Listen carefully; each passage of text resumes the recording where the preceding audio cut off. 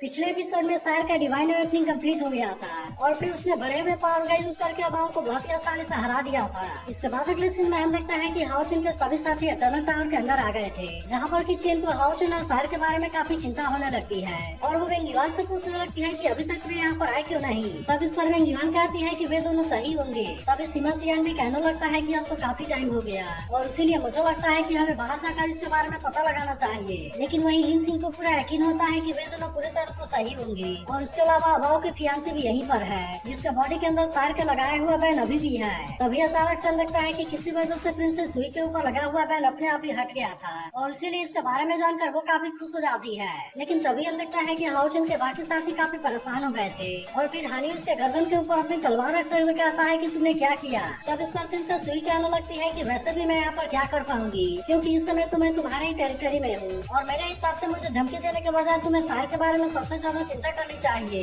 इसके बाद वो इनसे बता देती है कि बाहर जरूर ही कुछ हुआ होगा। तभी अचानक से लगता है कि हाउचिन सार के साथ में यहाँ पर आ गया था, लेकिन असल में इस समय वो बहुत ही बुरे तरीके से इंजर्ड होता है और इसीलिए वो सार के साथ में नीचे गिरकर बेहोश हो जाता है। तब इसके वजह से लगता है कि हाउचिन के सभी साथी भी काफी परेशान हो जाते हैं और वे तुरंत इन दोनों की हेल्प करने के लिए भी आ गए थे। तभी लिन सिंह हाउचिन को ऐसे कंडीशन में देखकर कहने लगता है कि आखिरकार लीडर के साथ में क्या हुआ और मुझे तो ऐसा लगता है कि मेरा मेडिसिन भी इसके ऊपर ज्यादा काम नहीं करेगा। लेकिन अभी भी हम देखते हैं कि वे इतना आसानी से हार मानने वाले नहीं होते और इसीलिए लिन सिंह हाउचिन को हील करने के लिए अपना मेडिसिन देता है। लेकिन हम देखते हैं कि उसके ऊपर इसका कोई भी असर नहीं होता, मगर तभी हम देखते हैं कि हाउचिन के अंदर से कोई ग्रीन पावर बाहर आती है, जो कि असल में कोई और नहीं बल्कि गॉडेस सियाओ नहीं थी और वो भी हाउचिन को ऐसे कंडीशन में देखकर कहने लगती है कि इसके साथ में क्या हुआ। लेकिन अब गॉड हेड को देखते ही सभी के अंदर एक नई उम्मीद आ गई होती है और इसीलिए वे सभी गॉड हेड से हाउचिन को बचाने के लिए कहते हैं। तब इनकी बात सुनकर गॉड हेड भी इनकी हेल्प करने के लिए मान गई थी, लेकिन वो कहती है कि हाउचिन की कंडीशन तो बहुत ही ज्यादा खराब है, फिर भी उसे हील करने के लिए मैं अपनी तरफ से पूरी कोशिश करूंगी। अब इतनी बात कहने के बाद हम देखता है कि वो नेचर गॉडेस के पावर को यूज करने के लिए रेडी हो गई थी, ताकि इसका यूज करके वो हाउचिन को हील करने में हेल्प कर सके। फिर हम देखते हैं कि वो हाउचिन और सायर के ऊपर अपने पावर का यूज करने लगती है और फिर उस तरह से वो इनको हील करने के लिए कोशिश करती है। लेकिन तभी हम देखते हैं कि दोनों में से कोई भी होश में नहीं आ पाया था, जिसके वजह से गॉड हेड को भी इसके बारे में काफी चिंता होने लगती है और फिर वो कहने लगती है कि हाउचिन तो इस बार बहुत ही बुरे तरीके से इंजर्ड हो गया है, क्योंकि उसके बॉडी के लगभग सारे बोन्स और मेरिडियन बहुत ही बुरे तरीके से डैमेज हो गए हैं और इसीलिए अब उसके पास में केवल आधी ब्रेथ ही बची हुई है। अब इसी वजह से हम देखते हैं कि गॉड हेड भी इसके बारे में सोचकर काफी परेशान होने लगती है, क्योंकि उसे कोई भी अंदाजा नहीं था कि हाउचिन इस बार कैसे सिचुएशन से होकर गुजरा है। तभी हम देखता है कि हानि को भी हाउचिन के बारे में काफी चिंता होने लगी थी और इसीलिए वो भी गॉड हेड से पूछने लगता है कि आखिरकार वे होश में कब आएंगे। लेकिन इस पर गॉड हेड कहने लगती है कि मैं भी इसके बारे में कुछ नहीं जानती और भले ही मैंने हाउचिन के ट्रॉमा को क्योर कर दिया है, लेकिन उसने बहुत ही ज्यादा लाइफ सोर्स का यूज किया है, जिसकी वजह से मुझे डर है कि शायद वो कोमा में ही रहेगा। फिर वो सायर के बारे में बात करते हुए कहती है कि उसकी सोल भी बहुत ही बुरे तरीके से डैमेज हुई है और इसीलिए मुझे ऐसा लगता है कि शायद उसके डिवाइन सोल अवेकनिंग के बारे में कुछ हुआ होगा।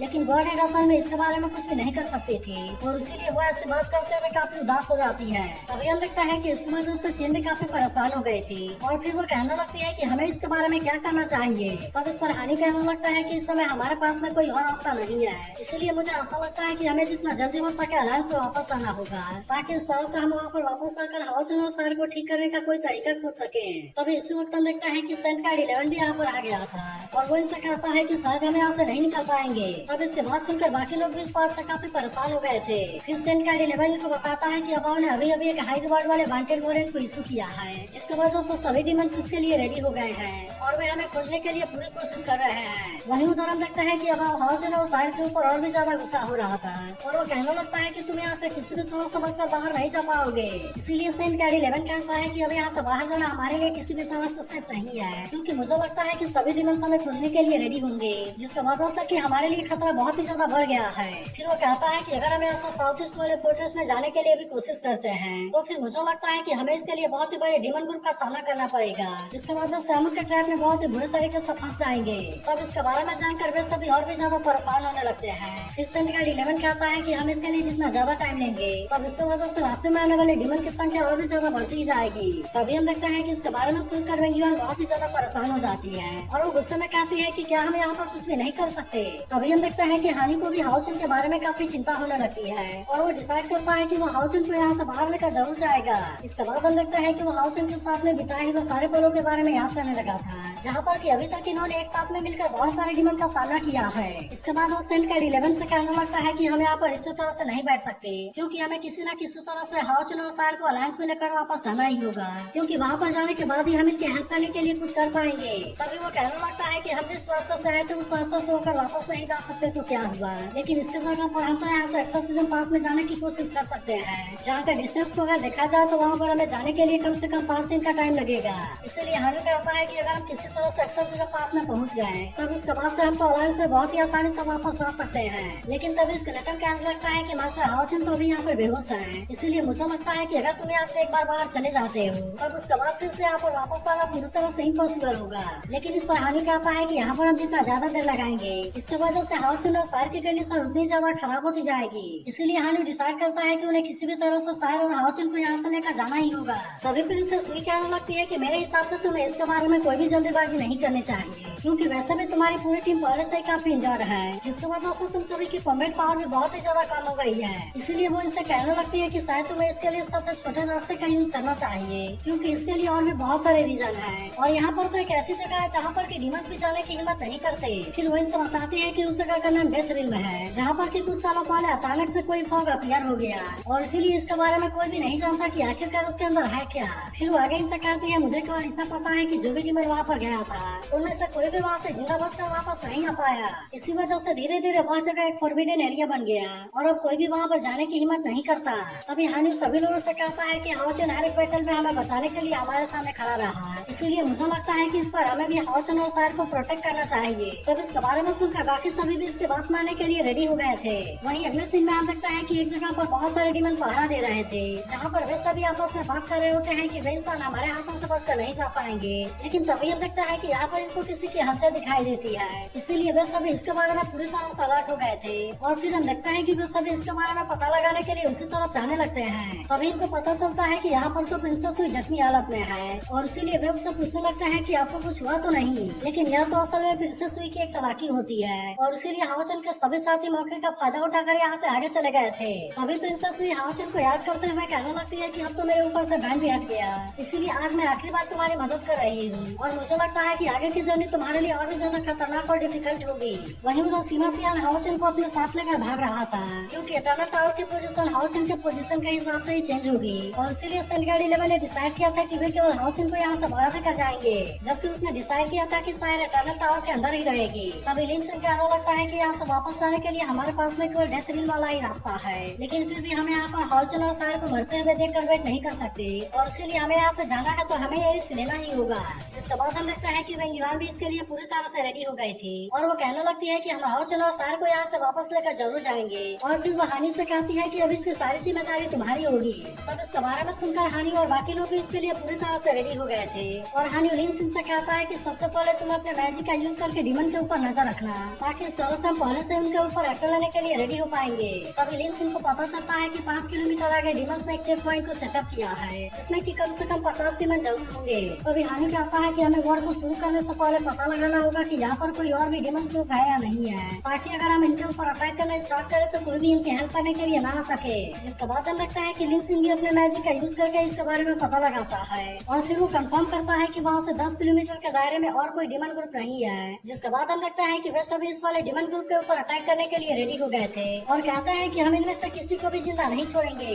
मगर तभी हम देखते हैं कि वे डीमंस भी इसके लिए रेडी हो गए थे और वे भी तुरंत इनके ऊपर अटैक करने के लिए आने लगते हैं। तभी हमें पता चलता है कि यहाँ पर आने से पहले लिंक सिंह ने कहा था कि मैं डीमंस के बॉडी को पूरी तरह से क्लीन कर दूंगा, लेकिन इस पर हानू ने उसे ऐसा करने से मना कर दिया था, क्योंकि इनको किसी भी तरह से अपने पूरे टाइम का यूज करके वहाँ से बच निकलना है। इसलिए हानि को पता होता है कि वे जैसे डीमंस के साथ में फाइट करना स्टार्ट करेंगे तब उसके तुरंत बाद उनके बारे में बाकी डीमन को भी पता चल जाएगा। इसीलिए हानि ने डिसाइड किया था कि वे अपने फिजिकल ताकत और टाइम को बचा कर रखेंगे, ताकि इस तरह से वे सही चीज के लिए इसका यूज कर पाए। तभी कुछ देर के बाद हम देखते हैं कि उस जगह पर एक और डीमन ग्रुप आ गया था और वे कहने लगता है कि उन्होंने तो हमारे इतने सारे लोगों को मार दिया, फिर एक डीमन ग्रुप को मार दिया था। लेकिन तभी हम देखते हैं कि यहाँ पर एक दूसरा डीमन ग्रुप आ गया था जो ब्लड को देखकर कहने लगता है कि यह तो अभी बहुत ही फ्रेश है और इसीलिए ऐसा लगता है कि यह बैटल अभी कुछ देर पहले हुआ है। और इसीलिए हम देखते हैं कि इनका लीडर उनका पीछा करने का डिसाइड कर लेता है, जिसके बारे में सुनते ही फ्लाइंग डीमन का ग्रुप तुरंत यहाँ से निकल गया था। तभी में से एक डीमन अपने बॉस से कहने लगता है कि हमें भी उनका पीछा करना चाहिए, लेकिन इस पर उसका बॉस कहता है कि अगर तुम्हें पता ना हो कि तुम्हारा शिकार कहाँ पर जाएगा